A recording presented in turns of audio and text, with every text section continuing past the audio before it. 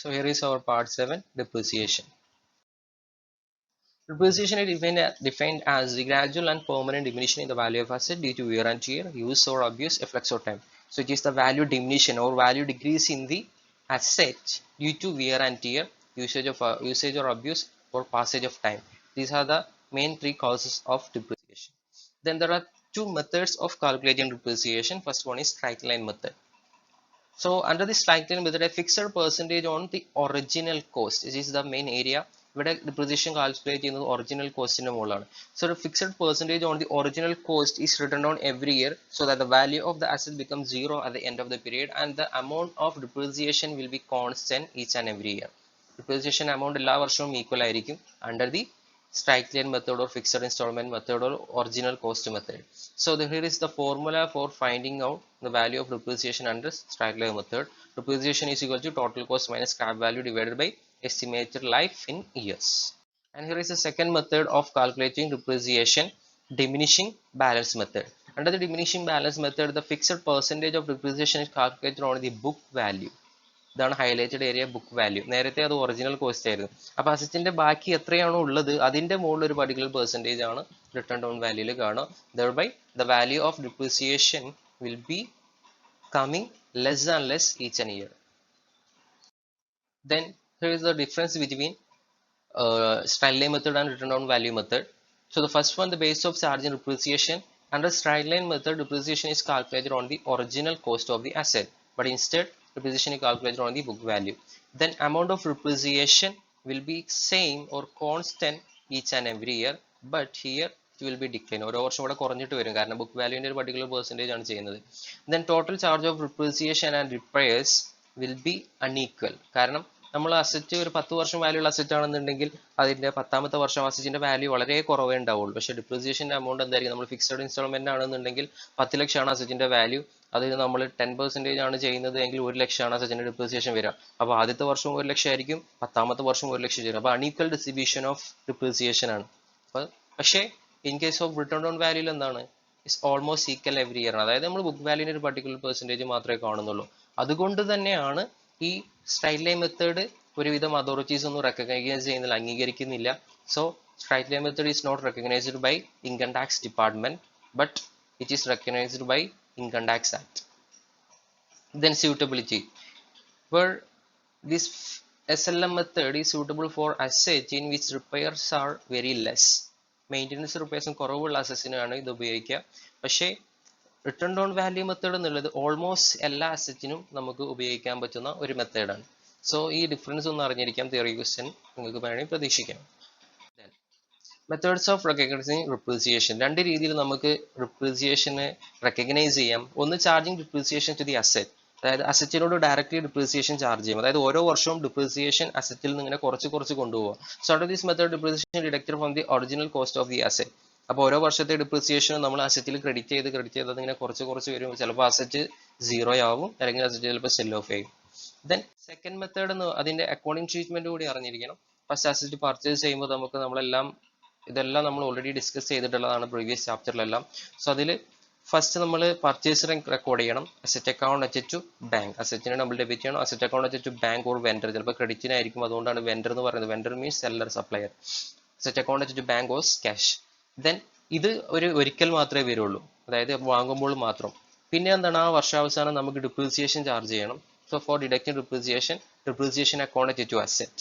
Then അങ്ങനെ നമ്മൾ depreciation charge ചെയ്ത് കഴിഞ്ഞാൽ ആ ഡിപ്രീസിയേഷൻ പ്രോഫിറ്റ് ആൻഡ് ലോസ് അക്കൗണ്ടിലേക്ക് ട്രാൻസ്ഫർ ചെയ്യണം. So profit and loss account വെച്ച് ഡിപ്രീസിയേഷൻ.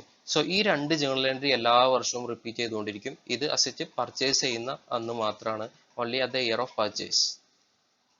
ദെൻ രണ്ടാമത്തെ മെത്തേഡ് എന്ന് പറയുന്നത് creating provision for depreciation account or accumulated depreciation account. അപ്പോൾ ഈ മെത്തേഡിന്റെ പ്രത്യേകത എന്താണെന്ന് വെച്ചാൽ ഡിപ്രീസിയേഷൻ അസറ്റിനോട് ഡയറക്ട്ലി അങ്ങോട്ട് ചാർജ് ചെയ്യുന്നില്ല, പകരം ഒരു റിസർവ് അക്കൗണ്ട് കീപ്പ് ചെയ്തിട്ട് അതിലിങ്ങനെ മാറ്റി വെക്കുകയാണ്.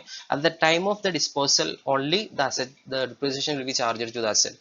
So the asset is shown in the balance sheet as the original cost throughout the useful life. അപ്പോൾ അസറ്റിന്റെ വാല്യൂ ഒരിക്കലും കുറയുന്നില്ല, അസറ്റ് വാങ്ങിയ വിലക്ക് തന്നെയാണ് എപ്പോഴും കാണുന്നത്. പക്ഷേ ആ ഡിപ്രീസിയേഷൻസ് നമ്മളൊരു സെപ്പറേറ്റ് അക്കൗണ്ടിൽ ക്രിയേറ്റ് ചെയ്യുന്നുണ്ടാവും. അതിനാണ് പ്രൊവിഷൻ ഫോർ ഡിപ്രീസിയേഷൻ അക്കൗണ്ട് അല്ലെങ്കിൽ അക്യുമുലേറ്റഡ് ഡിപ്രീസിയേഷൻ അക്കൗണ്ട് എന്ന് പറയുന്നത്. അപ്പോൾ ഓരോ വർഷവും ഡിപ്രീസിയേഷൻ അക്കൗണ്ട് വെച്ചിട്ട് അസറ്റ് എന്ന് പറയുന്നതിന് പകരം ഡിപ്രീസിയേഷൻ അക്കൗണ്ട് വെച്ചിട്ട് പ്രൊവിഷൻ ഫോർ ഡിപ്രീസിയേഷൻ എന്ന് പറയും. അങ്ങനെ ആ പ്രൊവിഷൻ ഫോർ ഡിപ്രീസിയേഷൻ അക്കൗണ്ടിൽ ഓരോ വർഷത്തെ ഡിപ്രീസിയേഷനും ഇങ്ങനെ നമ്മൾ കൂട്ടി വരും. അവസാനം അസറ്റ് എന്നാണോ വിൽക്കുന്നത് അല്ലെങ്കിൽ അന്നാണോ അസറ്റ് തീരുന്നത് അന്ന് എല്ലാ ഡിപ്രീസിയേഷനും കൂടി അസറ്റ് അക്കൗണ്ടിലോട്ട് ട്രാൻസ്ഫർ ചെയ്യുകയാണ് ചെയ്യുക. അതിന്റെ അക്കൗണ്ടിങ് ട്രീറ്റ്മെന്റ് ഇതാണ്. On the purchase of asset no change, നമ്മൾ നേരത്തെ ചെയ്ത പോലെ തന്നെ അസറ്റ് അക്കൗണ്ട് വെച്ചു bank. Then next depreciation charge ചെയ്യുന്നിടത്താണ് അതിന് മാറ്റം വരിക. ഡിപ്രീസിയേഷൻ അക്കൗണ്ട് അറ്റച്ചു അസറ്റ് അല്ല, പകരം പ്രൊവിഷൻ ഫോർ ഡിപ്രീസിയേഷൻ എന്നുള്ള ഒരു അക്കൗണ്ടിലോട്ടാണ് ട്രാൻസ്ഫർ ചെയ്യുന്നത്. ദെൻ ഡിപ്രീസിയേഷൻ അക്കൗണ്ടിനെ നമ്മൾ as usual profit and loss അക്കൗണ്ടിലോട്ട് ട്രാൻസ്ഫർ ചെയ്യും. ഈ പ്രൊവിഷൻ ഫോർ ഡിപ്രീസിയേഷൻ അക്കൗണ്ട് എന്നുള്ള അക്കൗണ്ടിൽ ഈ ഡിപ്രീസിയേഷൻ ഇങ്ങനെ അക്യുമുലേറ്റ് ചെയ്ത് വരും. അങ്ങനെ അസറ്റിന്റെ ലൈഫ് കഴിയുമ്പോൾ നമ്മൾ ജേർണൽ എൻട്രി ഇങ്ങനെ ചെയ്തു provision for depreciation account assets എന്ന് കൊടുത്തു കഴിഞ്ഞാൽ അസറ്റിനെ കംപ്ലീറ്റ്ലി ഒറ്റയടിക്ക് നമ്മൾ റൈറ്റ് ഓഫ് ചെയ്യും. അതാണ് ഈ മെത്തേഡിന്റെ പ്രത്യേകത. അപ്പോൾ ഈ മെത്തേഡ് ഒന്ന് കണ്ടിരിക്കണം. ബുക്കിൽ ഇതിന്റെ സോൾവ്ഡ് പ്രോബ്ലംസ് ഉണ്ട്. അപ്പോൾ ഇവിടെ നമ്മൾ ചെയ്യുന്നത് ഡിപ്രീസിയേഷനിൽ ഒരു പ്രോബ്ലം ആണ്. ഡിപ്രീസിയേഷനിൽ ഒരു പ്രോബ്ലം ചെയ്യുമ്പോൾ നമ്മൾ ആദ്യം ശ്രദ്ധിക്കേണ്ടത് അതിന്റെ ഫിനാൻഷ്യൽ ഇയർ ആണ്. ഫിനാൻഷ്യൽ ഇയർ എന്ന് പറയുന്നത് നമുക്കറിയാം ഒന്നുകിൽ ജനുവരി ടു ഡിസംബർ ആവാം, അല്ലെങ്കിൽ ഏപ്രിൽ ടു മാർച്ച് ആവാം. അപ്പോൾ ചിലത് പ്രോബ്ലത്തിൽ തന്നെ നമുക്കത് മനസ്സിലാക്കാൻ പറ്റും. സോ ഇങ്ങനെ ഒരു പ്രോബ്ലം ഉണ്ട്. August limit purchase furniture on 1st October 2014 for rupees 4,50,000, and on March 1st 2015 it purchased another furniture for rupees 3 lakh. On July 1st 2016 it sold off the first furniture purchased 2014 for rupees 2,25,000. Show the necessary accounts till 31st March 2017. ഇവിടെ അത് expressly പറഞ്ഞിട്ടുണ്ട് 31st March 2017. അപ്പൊ നമുക്ക് എന്ത് മനസ്സിലാക്കാം, ഇവിടുത്തെ financial year April to March ആണ്. ഇനി ഒന്നും പറഞ്ഞിട്ടില്ല എന്നുണ്ടെങ്കിൽ ഇറ്റ്സ് ഫോർ അവർ കൺവീനിയൻസ്, നമുക്ക് എടുക്കാം, ഇഷ്ടമുള്ള എടുക്കാം. ജനുവരി ടു ഡിസംബറോ അല്ലെങ്കിൽ ഏപ്രിൽ ടു മാർച്ചോ എടുക്കാം. സോ ഇവിടെ അപ്പം ഏപ്രിൽ ടു മാർച്ച് ആണ്. പിന്നെ നമ്മൾ ആദ്യം ശ്രദ്ധിക്കേണ്ടത് ടൈപ്പ് വൈസ് ആയിട്ടാണ് എല്ലാ കാര്യങ്ങളും ചെയ്യുന്നത്. നമുക്കറിയാം ഡിപ്രീസിയേഷന്റെ ഒരു രീതി എന്ന് പറയുന്നത് ആദ്യം നമ്മൾ അസറ്റ് വാങ്ങുന്നു, ദെൻ ഓരോ വർഷവും അതിന്റെ ഡിപ്രീസിയേഷൻ വരും, ആ ഡിപ്രീസിയേഷൻ അസറ്റിന് ചാർജ് ചെയ്യും, ദെൻ ആ depreciation account profit and loss account transfer ചെയ്യും. ഈ കാര്യങ്ങൾ ഇങ്ങനെ റൊട്ടേഷനിൽ ചെയ്തു പോകുന്ന സംഭവമാണ്. So first of all on 1st October 2014 furniture purchase for 4,50,000. ഇവിടെ ജേർണൽ എൻട്രി എന്താണ്? Cash account to furniture. Here is the furniture account. So cash account to furniture. Furniture account എന്താണ്? ഡെബിറ്റ് ആണ്. Cash 4,50,000 ആണ്. അപ്പോൾ നമ്മൾ അസറ്റ് പർച്ചേസ് ചെയ്തു. ഇനി 2015 ഈ ഫിനാൻഷ്യൽ ഇയർ എന്താണ് എൻഡ് ചെയ്യുന്നത്? 31st March 2016 ആയിരിക്കും.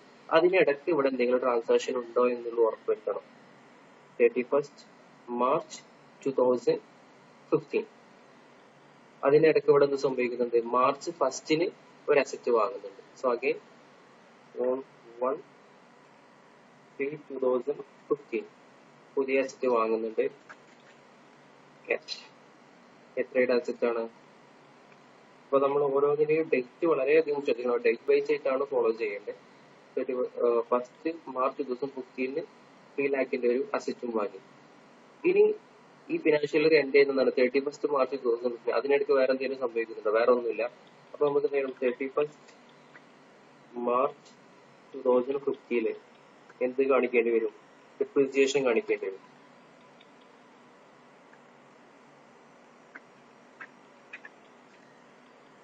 ഡിപ്രീസിയേഷൻ നമുക്ക് അതിന്റെ ഡിപ്രീസിയേഷൻ കാണിക്കണം. അപ്പൊ ഡിപ്രീസിയേഷൻ എത്രയാണ്?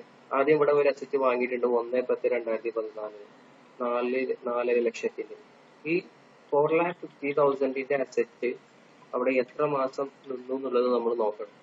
ഈ 4,50,000 ഒക്ടോബറിൽ നിന്നിട്ട് ഒക്ടോബർ, നവംബർ, ഡിസംബർ, ജനുവരി, ഫെബ്രുവരി, മാർച്ച് 6 മാസം അവിടെ നിന്നു. അപ്പൊ ഇതിന് എത്ര മാസത്തേക്കുള്ള ഇൻട്രസ്റ്റ് കൊടുക്കണം? ഈ ഒരു അസറ്റിന്, ഈ 4,50,000 അസറ്റിന് 6 മാസത്തേക്കുള്ള ഇൻട്രസ്റ്റ്. അപ്പൊ 6/12 into 10%, അതായത് 10/100. അപ്പൊ 22,500 അതാണ് ഈ അസറ്റിന്റെ. പിന്നെ ഒരു അസറ്റും കൂടി വാങ്ങുന്നുണ്ട്. 1st മാർച്ചിനാണ് വാങ്ങുന്നത്. അപ്പൊ അസറ്റ് 3 ലക്ഷം രൂപയുടെ അസറ്റ് ഒരൊറ്റ മാസം ഇവിടെ നിൽക്കുന്നുള്ളൂ. സോ 3 lakh ആണ് അസറ്റിന്റെ വാല്യൂ. അപ്പൊ എങ്ങനെ വരും? 3 lakh into 3 lakh into എത്രയാ 10% for the 1 month ആണ്. അപ്പോൾ 1/12 into 10 divided by 100 2500. അപ്പോൾ ടോട്ടൽ ഈ വർഷത്തെ ഡിപ്രിസിയേഷൻ എത്രയായി 22,500 പ്ലസ് 2,500 എത്ര വരും 25,000. റെഡി. അങ്ങനെ 25,000 ആണ് ഇവിടുത്തെ ഈ വർഷത്തെ ടോട്ടൽ ഡിപ്രിസിയേഷൻ അക്കൗണ്ട് 25,000. അതായത് depreciation account to furniture 25,000 asset അക്കൗണ്ടിൽ ക്രെഡിറ്റ് വന്നു. അതേപോലെ തന്നെ നമുക്ക് എന്ത് ഉണ്ടാക്കണം ഡിപ്രിസിയേഷൻ അക്കൗണ്ട് കാണിക്കണ്ടേ. ഡിപ്രിസിയേഷൻ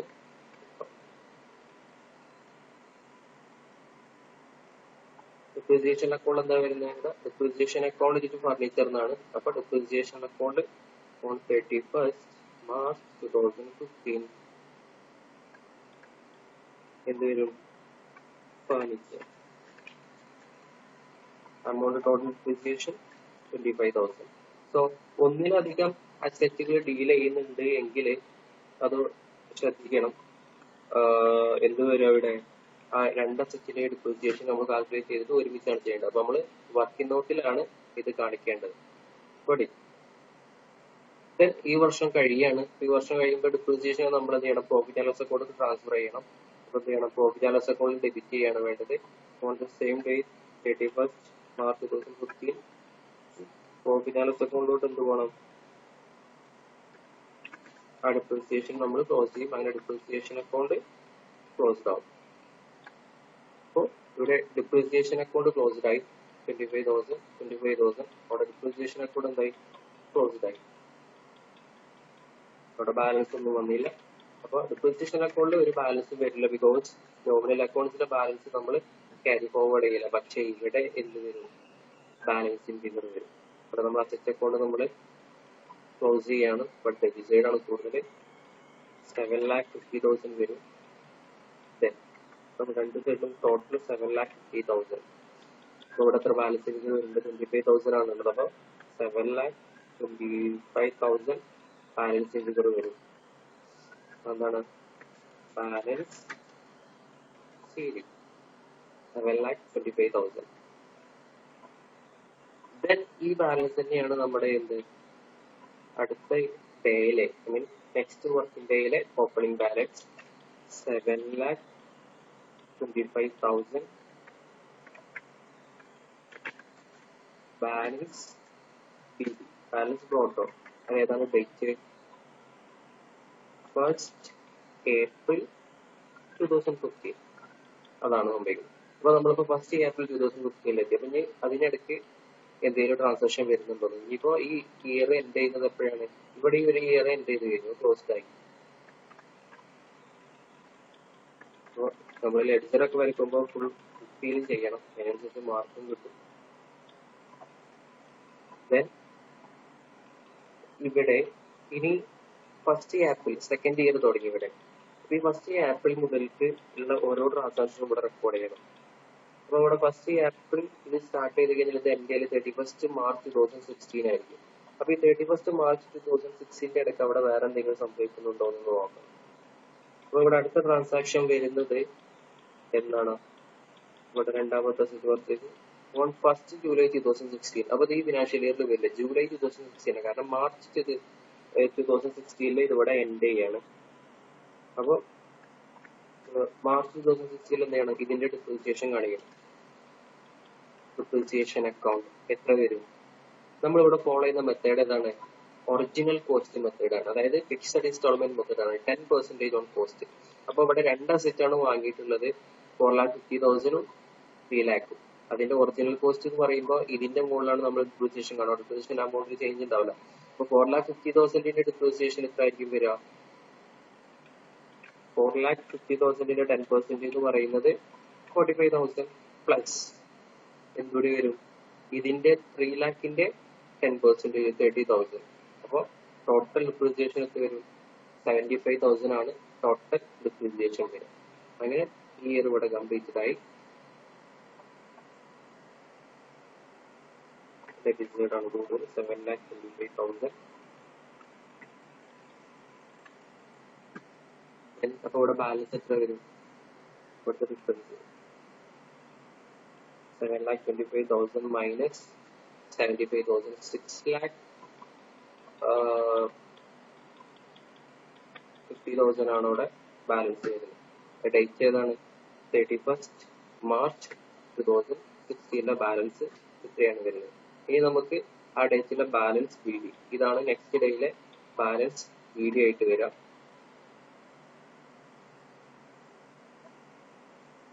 6,50,000 ബാലൻസ് ബി ഡി അല്ല, ബാലൻസ് ബി ഡി. ഡേറ്റ് ഏതാണ് വരിക? 1st April 2016. അങ്ങനെ നമ്മൾ മൂന്നാമത്തെ വർഷത്തോടെത്തി. മൂന്നാമത്തെ വർഷം എന്താണ് അവിടെ ബാലൻസ്? ഇപ്പൊ നമുക്ക് 6,50,000 ബാലൻസ് ഉണ്ട്. ഇവിടെ ഇനി സംഭവിക്കുന്നത് എന്താണ്? ഇവിടെ പുതിയ asset sold on July 1st 2016 is sold off the first furniture purchased in 2014 for rupees 2,25,000. അപ്പോൾ ജൂലൈ 1 ആദ്യം വാങ്ങിയ ഫർണിച്ചർ, അതായത് ആദ്യം വാങ്ങിയ 4 ലക്ഷത്തിന്റെ ഫർണിച്ചർ ഇവിടെ സെൽ ഓഫ് ചെയ്യണം. അപ്പൊ അവിടെ സെയിൽ ചെയ്തു. ഫസ്റ്റ് സെൽ ചെയ്യുമ്പോൾ ജേണൽ എൻട്രി എന്താണ്? Cash account to asset, cash account to asset. അപ്പൊ ഫർണിച്ചർ അക്കൗണ്ടിൽ ക്രെഡിറ്റ് ആണ് ജൂലൈയിലല്ലേ, 1/7/2016 ക്യാഷ്. നമുക്ക് എത്ര ക്യാഷ് കിട്ടും? അസെറ്റ് വിൽക്കുമ്പോൾ 2,25,000 ക്യാഷ് കിട്ടും. അപ്പൊ 2,25,000 രൂപ ക്യാഷ് കിട്ടി. പക്ഷെ അവിടെ എന്ത് നോക്കണം? നമ്മൾ വിറ്റത് പ്രോഫിറ്റിലാണോ അതോ ലോസിലാണോ എന്നുള്ളത് നമ്മൾ അറിയണം. അപ്പോൾ പ്രോഫിറ്റ് ആണെങ്കിൽ profit and loss account credit ചെയ്യണം, ലോസ് ആണെങ്കിൽ profit and loss account debit ചെയ്യണം. അപ്പോൾ ഇവിടെ അസറ്റ് വിൽക്കുന്നത് എന്നാണ്? 1st July 2016 അസറ്റ് വാങ്ങിയത് എത്രക്കായിരുന്നു? 4.5 ലക്ഷം രൂപയ്ക്കായിരുന്നു അസറ്റ് വാങ്ങിയത്. എന്ന് 1st October 2014.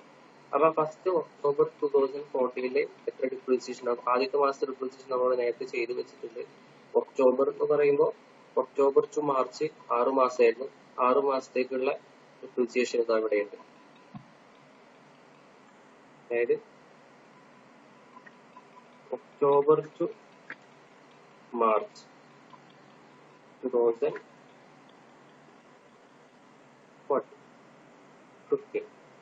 അപ്പൊ 2015 ഡിപ്രീസിയേഷൻ ആണിത്. അതിനുശേഷം പിന്നെ അടുത്ത ഇയറിൽ ഫുൾ ഡിപ്രീസിയേഷൻ വന്നിട്ടുണ്ട്. അതായത് 45,000. അതായത് 1st April to 31st March വരെ, 1st April 2015 to 31st March വരെ ഒരു ഫുൾ ഇയറിലെ ഡിപ്രീസിയേഷൻ 45,000 വന്നിട്ടുണ്ട്. പിന്നെ ഒന്നും കൂടി കുറഞ്ഞിട്ടുണ്ട്. പിന്നെ അതിനുശേഷം വിൽക്കുന്നത് ജൂലൈയിലാണ്. അപ്പൊ 1st April 2016, April, May, June, July 4 മാസത്തേക്കുള്ള ഡിപ്രീസിയേഷൻ. അപ്പൊ 4 മാസത്തേക്കുള്ള ഡിപ്രീസിയേഷൻ എത്രയും കൂടി കാണണം. അതായത് ഫുൾ ഇയറിന്റെ വരിക അതിന് 10% 47 ആണ്. ഇൻറ്റു 4 മാസത്തേക്ക് 4/12. അപ്പൊ അതാണ് 4 മാസത്തേക്കുള്ള ഡിപ്രീസിയേഷൻ 15,000. അപ്പൊ ടോട്ടൽ ഈ അസറ്റിന് ഇത്രയും എമൗണ്ട് എന്തായിട്ടുണ്ട്? ഡിപ്രീഷിയേറ്റ് ചെയ്തിട്ടുണ്ട്. അപ്പോൾ 4,50,000 ഇത്രയും എമൗണ്ട് കുറച്ചിട്ടുള്ളതാണ് ഈ ഡേറ്റിൽ അതിന്റെ വാല്യൂ. അപ്പൊ അത് എത്രയായിരിക്കും? ഒന്ന് കുറച്ച് നോക്കിയാൽ മതി. അതായത് 4,50,000 മൈനസ് ഫസ്റ്റ് ഇയറിലെ ഡിപ്രീസിയേഷൻ 22,500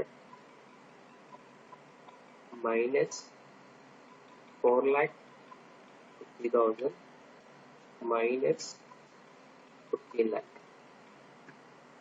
എത്രയാണ്? 3,67,500 ആയിരുന്നു ആ മെഷീനുകളുടെ യഥാർത്ഥ വാല്യൂ. പക്ഷെ അത് വിറ്റത് എത്രയ്ക്കാണ്? 22,500 അപ്പൊ അതിൽ നിന്ന് 22,500 കൊടുക്കുമ്പോൾ നമുക്ക് എത്ര കിട്ടും? 2,25,000. അത് കുറക്കുമ്പോൾ എത്ര കിട്ടുന്നുണ്ട്? 1,42,500. എന്താണ് അവിടെ സംഭവിച്ചത്? നഷ്ടമാണ്. 1,42,500 നഷ്ടം. അതായത് ഈ ഡേറ്റിന് 1/7/16 3,65,000 രൂപ വില ഉണ്ടായിരുന്ന സെറ്റിന് നമ്മൾ വിറ്റത് 2,25,000 രൂപക്കാണ്. 3,42,500 രൂപ അവിടെ നഷ്ടമാണ്. നഷ്ടം എന്ത് ചെയ്യണം? Profit and loss account debit ചെയ്യണം. പ്രോഫിറ്റ് ആൻഡ് ലോസ് അക്കൗണ്ട് വെച്ചിട്ട് ഫർണിച്ചർ അക്കൗണ്ട്. അപ്പൊ ആ നഷ്ടം എന്ത് വരും? നമ്മൾ ഫർണിച്ചർ അക്കൗണ്ടിന്റെ ക്രെഡിറ്റിൽ വരും.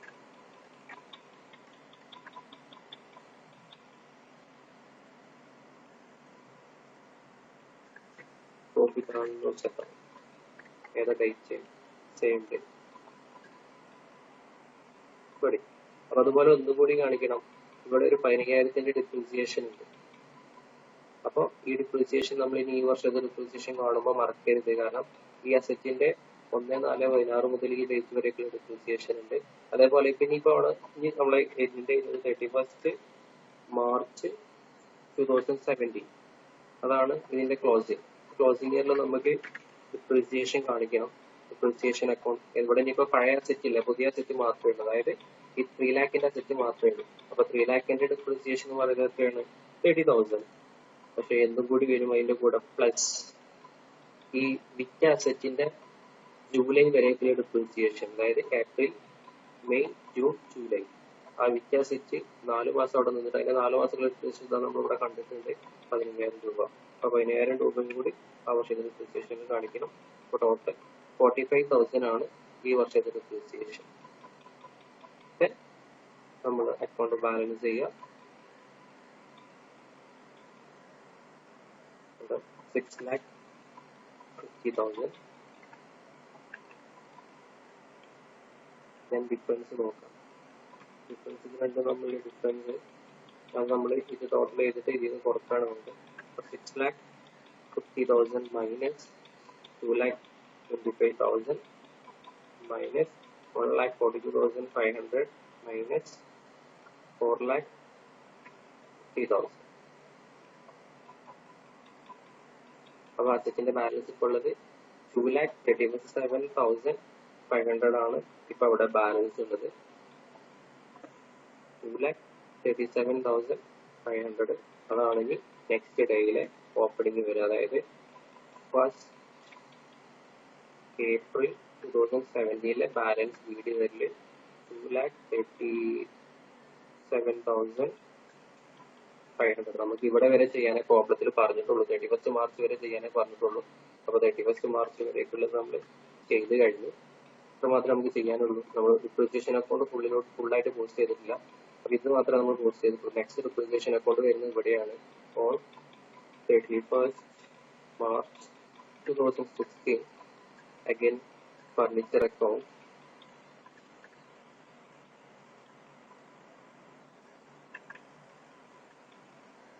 ഫർണിച്ചർ അക്കൗണ്ട് എത്രയാണ് ഇവിടെ ഡിപ്രീസിയേഷൻ വന്നത്? 75,000. ഈ സെയിം 75,000 നമ്മൾ എന്ത് ചെയ്യും? ട്രാൻസ്ഫർ ചെയ്യും. ഇവിടെ ഒന്നും പ്രത്യേകിച്ച് മാറ്റമൊന്നും വരാനില്ല. എത്രയാണോ ഇവിടെ ഉണ്ടായിരുന്നത് അതിനെ അത് നമ്മൾ എത്രയാണ് കുറച്ച് ഡിപ്രീസിയേഷൻ നമ്മൾ അതുപോലെ അത് ചെയ്യുന്നത് മാത്രം, ട്രാൻസ്ഫർ ചെയ്യുന്നത് മാത്രം. പിന്നെ വരുന്നത് ഈ ഡിപ്രീസിയേഷൻ ആണ് 45,000 on 31st March 2017. Again furniture depreciation എത്ര വരും? അവിടെ വന്നിട്ടുള്ളത് 45,000 ആണ്. 45,000 സെയിം 45,000 നമ്മൾ എന്ത് ചെയ്യും? പ്രോഫിറ്റ് ആൻഡ് ലോസ് ട്രാൻസ്ഫർ ചെയ്യും. അപ്പൊ ഇവിടെ അത്ര മാത്രമേ ഡിപ്രീസിയേഷൻ അക്കൗണ്ട് വേറെ ഡൗട്ടോ കാര്യങ്ങളൊന്നും വരാനില്ല. എത്രയാണോ ഡിപ്രീസിയേഷൻ അതുള്ളത് അവിടെ അപ്പുറത്തോട്ട് ഇങ്ങനെ ട്രാൻസ്ഫർ ചെയ്യുന്നത് മാത്രം, പ്രോഫിറ്റ് അക്കൗണ്ട് ട്രാൻസ്ഫർ ചെയ്യുന്നത് മാത്രമേ ഉള്ളൂ. ഇതിൽ പ്രത്യേകിച്ച് ഒന്നും നമുക്ക് ചെയ്യാനില്ല. അപ്പോൾ ഈ ഡിപ്രീസിയേഷന്റെ പ്രോബ്ലം വളരെ സിമ്പിൾ ആണ്. പക്ഷെ അതിൽ നമ്മൾ ശ്രദ്ധിക്കേണ്ടത് ഇത് മാത്രമാണ്. എത്രയാണ് ഡിപ്രീസിയേഷൻ വരുന്നത് അത് ആ മന്ത് കാൽക്കുലേറ്റ് വേണം ശ്രദ്ധിക്കേണ്ടത്. ഏത് മെത്തേഡ് ആണെന്നുള്ളതും ശ്രദ്ധിക്കണം. ഇവിടെ ഒറിജിനൽ കോസ്റ്റ് മെത്തേഡാണ്. ഇനി സെയിം പ്രോബ്ലം നമുക്ക് എന്ത് രീതിയിൽ മോഡൽ ചെയ്ത് നോക്കാം? റിട്ടേൺ ഡൗൺ വാല്യൂയിൽ ചെയ്ത് നോക്കാം. റിട്ടേൺ ഡൗൺ വാല്യൂ ആണെന്നുണ്ടെങ്കിൽ എന്താണ് മാറ്റം വരുള്ളൂ? ഇവിടെ കണ്ട ഈ ബാലൻസ് ഷീറ്റ് ഇതിന്റെ 10% ഇവിടെ വരുന്ന ഡിപ്രീസിയേഷൻ. ഇതിന്റെ 10% ഇവിടെ വരുന്ന ഡിപ്രീസിയേഷൻ. അസറ്റ് വിൽക്കുമ്പോഴും അതാണ് സംഭവിക്കുക. അസറ്റ് വിൽക്കുമ്പോൾ ഇപ്പൊ ഈ ഒരു കേസിൽ ഇവിടെ പഴയ അസറ്റ് വിറ്റു. ഇപ്പൊ പഴയ അസറ്റ് വിറ്റപ്പോൾ നമ്മൾ ഈ രീതിയിലാണ് ഇവിടെ കണ്ടത്. നമ്മളിവിടെ ഒറിജിനൽ കോസ്റ്റിന്റെ മുകളിലാണ് കാണാം. സപ്പോസ് ഇത് റിട്ടേൺ ഡൗൺ വാല്യൂലായിരുന്നു എങ്കിൽ ഇതിന്റെ ഈ അസറ്റ് വിൽക്കുമ്പോൾ എത്രത്തോളം നഷ്ടം ഉണ്ടായിരിക്കും എന്നുള്ളത് നമുക്ക് നോക്കാം. ഫസ്റ്റ് ഇയറിലെ ഡിപ്രീസിയേഷൻ എന്ന് പറയുന്നത് ഇവിടെ ഫസ്റ്റ് ഇയർ എത്ര മാസം? അത് 6 മാസം നമുക്കുണ്ട്. 6 മാസം. അപ്പൊ അതിൽ ചേഞ്ച് ഒന്നുമില്ല. ഫസ്റ്റ് ഇയറിൽ 2 മെത്തേഡിലാണെന്നുണ്ടെങ്കിലും ഡിപ്രീസിയേഷൻ സെയിം ആയിരിക്കും. സെക്കൻഡ് ഇയറിൽ ഈ അസറ്റിന്റെ വാല്യൂ എന്തായിരിക്കും? ഇതിന്റെ ഓപ്പണിംഗ് ബാലൻസ് എത്രയായിരിക്കണം? ഈ 4,50,000 22,500 കുറച്ചിട്ടുള്ളതായിരിക്കും അതിന്റെ രണ്ടാമത്തെ വർഷത്തെ അതിന്റെ വാല്യൂ. അപ്പൊ അതിന്റെ 10% ആണ് വരിക. അപ്പൊ അതിന്റെ 10% എന്ന് പറയുമ്പോൾ രണ്ടാമത്തെ വർഷം അത് കുറക്കുമ്പോൾ എത്രയുണ്ടാവും? ഇതിൽ നിന്ന് ആ വർഷത്തെ ഡിപ്രീസിയേഷൻ കുറക്കുമ്പോൾ 4,27,500 ആണ്. അതിന്റെ 10% മാത്രമാണ് നെക്സ്റ്റ് ഇയർ എടുക്കുന്നത്. 4,42,750 ആയിരിക്കും നെക്സ്റ്റ് ഇയറിലെ ഡിപ്രീസിയേഷൻ. ദെൻ മൂന്നാമത്തെ വർഷം വരുമ്പോൾ എത്രയാണ്? മൂന്നാമത്തെ വർഷം ഈ വാല്യൂന്ന് ഇതും കുറഞ്ഞു. അതായത് ഈ വാല്യൂന്ന് ആ വർഷത്തിൽ ഡിപ്രീസിയേഷൻ വരുമ്പോൾ 3,84,750 ആണ് മൂന്നാമത്തെ വർഷം. പക്ഷെ മൂന്നാമത്തെ വർഷം അസറ്റ് എത്ര ദിവസം നിൽക്കുന്നുള്ളൂ? ജൂലൈയിൽ വിൽക്കുന്നുണ്ട്. ഏപ്രിൽ, മെയ്, ജൂൺ, ജൂലൈ 4 മാസം ഇവിടെ നിൽക്കുന്നുള്ളൂ. അപ്പൊ 4 മാസം ഡിപ്രീസിയേഷൻ കൂടി കാണാം. ഇതിന്റെ 10% എത്ര വരും? 38,475 ആണ് 10% വരിക. Into 4 months 12,825. അങ്ങനെ ടോട്ടൽ എത്ര ഡിപ്രീസിയേഷൻ? 78,075 രൂപയാണ് ടോട്ടൽ ഡിപ്രീസിയേഷൻ വരുന്നത് ടിൽ ഡേറ്റ്. അപ്പൊ ഈ 4,50,000 നിന്ന് 78,000 കുറക്കുമ്പോൾ എത്രയാണ്? 4,50,000 മൈനസ് 78,075 കുറക്കുകയാണെന്നുണ്ടെങ്കിൽ എത്ര വരും? 3,71,925. അസറ്റ് വിൽക്കുന്നത് എത്രയ്ക്കാണ്? 2,25,000. അപ്പൊ ഇതിൽ നിന്ന് 2,25,000 കൊടുക്കും. അതായത് 3,71,925 2,20,000 3,71,925 ഇവിടെ അസറ്റ് വിൽക്കുന്നത് 2,20,000 രൂപക്കായിരുന്നു. അപ്പൊ എത്ര കിട്ടുന്നു? ലാസ്റ്റ് ടോട്ടൽ ലോസ് 1,46,925 ആണ്. ഇവിടെ എത്രയുള്ളൂ? 1,42,500 ഉള്ളൂ. അപ്പൊ അതാണ് ഈ രണ്ട് മെത്തേഡിന്റെ ഡിഫറൻസ് ആണ്. അപ്പൊ നമ്മൾ റിട്ടേൺ ഡൗൺ വാല്യൂ ചെയ്യുകയാണെന്നുണ്ടെങ്കിൽ ഇങ്ങനെയായിരിക്കും ഇവിടെ ഈ ലോസ് കാൽക്കുലേറ്റ് ചെയ്യുക.